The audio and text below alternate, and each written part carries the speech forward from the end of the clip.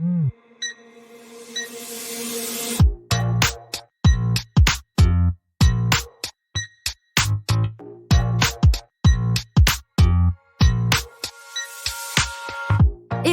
et bienvenue sur le podcast Réveille ton bise. Je suis Justine, je suis mentor podcast et business. J'accompagne les entrepreneurs à développer un business qui leur ressemble grâce au Human Design et sans prospection grâce au podcast. Tous les vendredis à 6h, je vous dévoile un déclic, le mien ou celui d'un ou d'une invitée. Le déclic, c'est un moment où l'ampoule dans notre tête s'est allumée et nous a sortis de l'impasse dans laquelle nous étions. J'ai eu des déclics toute ma vie. Et vous aussi, j'en suis certaine. Alors, partager le déclic des uns fera sans doute décliquer les autres. Tous les vendredis à 6h, prenez votre dose de déclic aussi rapide que boire votre café pour continuer de réveiller votre bise. C'est l'heure du déclic. Bonne écoute! Pour cet épisode de Déclic, j'ai reçu Marion Darras. C'est tout simplement la suite de l'épisode de lundi. Et je lui ai demandé de nous partager le déclic qu'elle a eu dans sa vie, qui a changé quelque chose et surtout qui lui a permis d'être la personne qu'elle est aujourd'hui. Je vous laisse découvrir son déclic. Bonne écoute! Alors, moi, le déclic que j'ai envie de partager aujourd'hui, c'est mon passage en société. Donc, moi, quand j'ai démarré il y a 4 ans, j'ai pris le statut d'auto-entreprise, micro-entreprise, non, auto-entreprise, c'était ça. Parce que c'était plus simple et puis je voulais d'abord tester mon idée, en fait. Donc, je voulais pas m'embarquer dans quelque chose de compliqué. Et puis, je suis restée dans ce statut un peu qui était assez confortable, hein, parce que simple. Voilà, moi, faire ma déclaration à l'URSSAF tous les mois, ça me posait pas de difficulté. Et puis, j'ai passé le seuil de TVA.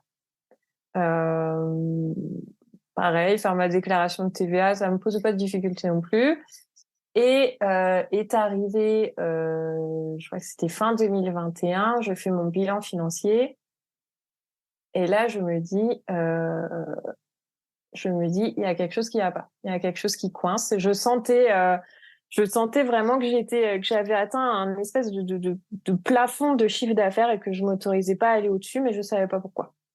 Donc ça, c'était c'était fin 2020, pardon. Et printemps 2021, je fais ma déclaration d'impôt sur le revenu et je note, en fait, tu notes ton chiffre d'affaires. Ton chiffre d'affaires de l'année passée comme revenu. Et là, je me suis dit, mais il y a un problème parce que ce chiffre d'affaires, c'est pas du tout le salaire que je me suis versé. Donc là, ça ne va pas. Mais j'étais pas encore prête. Tu vois, je sentais qu'il y avait quelque chose qui allait pas, mais je suis restée un petit peu là-dedans. J'ai pris contact avec des comptables pour voir si c'était le moment de passer, de changer de statut. Mais eux, en fait, les comptables ont fait avec les données que je leur apportais. Ils m'ont dit, non, financièrement, vous pouvez rester sur ce statut. OK. Jusqu'à début 2022. Ouais, où je me suis dit, non, en fait, OK, comptablement, je peux rester dans ce statut, mais ça me va pas parce que je me rends compte que je m'empêche de me développer, je m'empêche de faire appel à des prestats pour m'entourer sur l'entreprise. Je m'empêchais en fait d'aller là où j'avais envie d'aller, juste parce que au moment où je déclare mon chiffre d'affaires sur ma feuille d'impôt, c'est pas le salaire que je me verse. Donc, je me suis dit qu'il y avait quelque chose de pas juste, en fait, là, dans ma situation. Et puis, j'ai décidé de changer de statut. Donc, moi, j'ai attendu fin 2022 j'ai attendu une année complète, en fait. Et là, je suis allée voir une comptable en lui expliquant ma situation. Et là, effectivement, elle m'a dit, oui, avec ce que vous voulez faire, il faut changer de statut. Donc, moi, je suis passée en SARL. Et puis j'ai fermé la micro. Alors ça fait un peu flipper, hein. T'as beau avoir, je pense que même si j'avais 10 ans de micro derrière moi, j'aurais quand même eu le petit flip au moment du passage, mais je regrette pas du tout. Ça a été la meilleure décision de mon année 2022.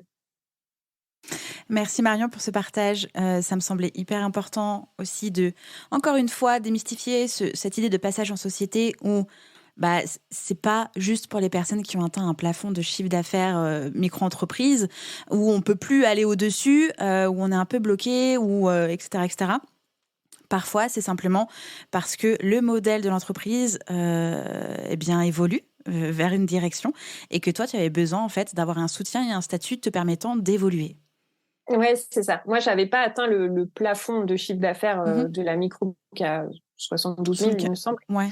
Ouais, mais j'avais j'avais un espèce de plafond de chiffre d'affaires que j'avais atteint et je voyais que j'arrivais pas à aller au-delà parce que je pouvais pas mettre les investissements, parce que le statut m'empêchait, me bloquait pour mettre les investissements dont j'avais besoin pour continuer à me développer. Et en fait, il y a eu une espèce de libération, on va dire, quand j'ai changé de statut. Là, si je regarde juste mon chiffre d'affaires, je fais le meilleur trimestre depuis que j'ai démarré. Et je suis plus du tout bloquée par cette notion de il faut pas que je fasse trop, il faut pas que je dépense trop. Là, maintenant, je m'en fous, tu vois. Je vais vraiment là où j'ai envie d'aller parce que administrativement, j'ai un statut qui me permet de le faire. Oui, et puis tu peux investir, et si tu as besoin d'accompagnement ou de formation, c'est ta boîte aussi qui investit dedans, et c'est plus toi et ta micro-entreprise qui est juste une extension de toi-même.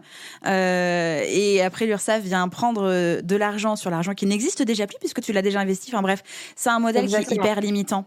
Qui est très bien pour se lancer, très bien pour tester une idée. Vraiment, je crache pas dessus parce que je suis restée aussi longtemps en micro-entreprise, mais pour les mêmes raisons que toi. Moi, j'étais déjà entourée de mon alternante, j'avais déjà des freelances avec moi, et en fait, je dépensais déjà l'argent que l'URSSAF allait prendre parce que je payais des personnes, mais que l'URSSAF prenait sur le chiffre. Enfin, c'était vraiment affreux. Et t'es là genre, mais moi, en fait, je touche quoi?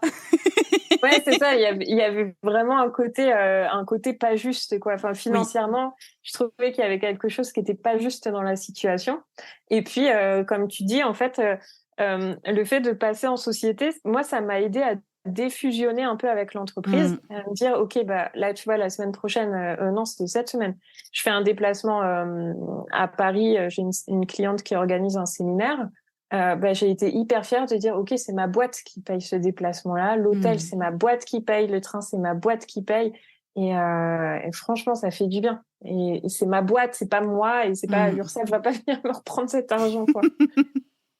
Entièrement d'accord avec toi. Merci beaucoup Marion pour ce partage à nouveau, ce super déclic. Tu reviens quand tu veux, jamais 203. Donc voilà, tu sais où me trouver avec grand plaisir. Merci Justine, avec plaisir. Je reviens quand tu veux. Oui, à très bientôt. À bientôt. Bye bye. Ça a décliqué pour vous grâce à cet épisode ? Dites-le moi en me laissant un commentaire sur Apple Podcast. N'hésitez pas à partager ce déclic à une personne qui peut en avoir besoin. Retrouvez l'ensemble des informations du podcast en description de l'épisode ainsi que sur le site internet www.justinarma.com. Si vous souhaitez partager un déclic ou participer au podcast, rien de plus simple. Écrivez-moi à l'adresse hello@justinarma.com. Abonnez-vous à Réveille ton Biz pour ne rien rater sur votre plateforme d'écoute préférée. En plus, ça m'aide à rendre visible le podcast et à le soutenir. Je vous souhaite une belle fin de semaine et on se retrouve vendredi prochain pour un nouveau déclic. Ciao, ciao!